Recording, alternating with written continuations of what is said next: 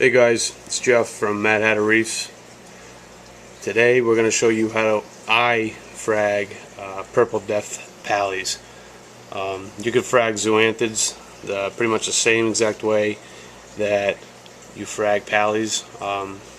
Actually, you can do pallies a little bit different. This is the method that I like to use the most. Some people actually will go ahead and cut off the head of the pally, and it will actually regrow a new head.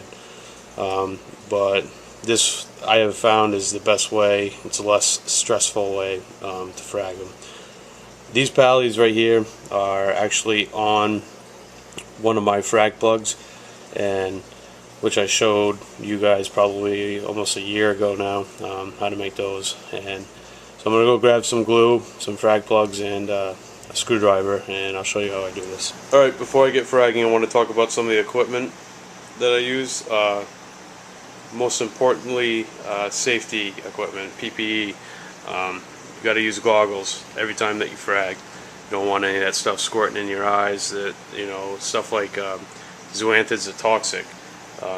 Mushrooms have some of the highest counts of bacteria in the mucus on anything on Earth. You also want to use a respirator. You don't want that stuff getting in your mouth, and also your latex or vinyl gloves. One thing about gloves, you want to make sure that it does not have the powder. That powder is not good for your aquarium or anything in your aquarium, so you want to make sure it's powder free. For fragging zoanthids, I like to use a screwdriver, preferably one that I'm not going to be using for anything other than fragging. You need some super glue. I use the gel and something to mount it with. And I also have a piece of Tupperware that I put some of the water in, and that piece of Tupperware is only used for fragging corals.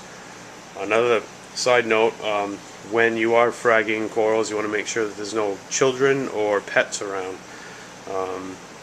Lock them up and keep them out of the way.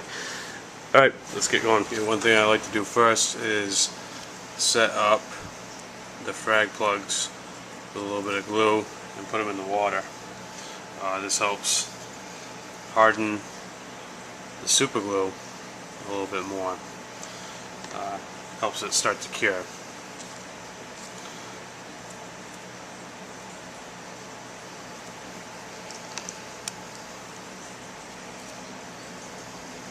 And don't be bashful with the amount of super glue that you use. So I'm going to set up them 4 plugs. I'm going to go and grab the frag and we'll get going. There is probably 1, 2, 3, 4, 5, 6, 7, 8, 9, 10, 11, 12, 13 heads that I can see. One of the great things about these do-it-yourself frag plugs is they break off real easy.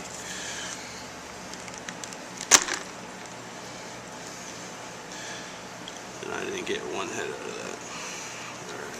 Alright, there we go.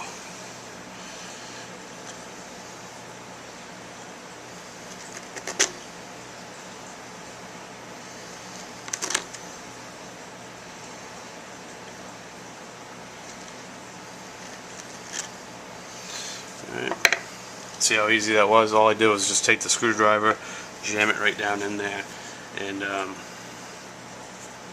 pop them off. Alright, so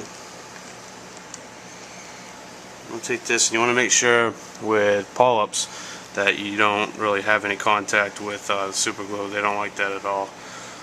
It's not good for them. So I'm just going to take that, plop it right down. I might need a little bit more glue. There we go. I'm going to be real gentle with it for a second. I usually have a little bit of egg crate, so I can just slip these right in on it. That might fall off. Okay. Boom. See how easy that was? That one will stick. Whoops. Alright, and to restart the main colony, get the new plug, plop it right on there. If they need like a little bit more super glue, don't worry about it. Just put a little bit more on.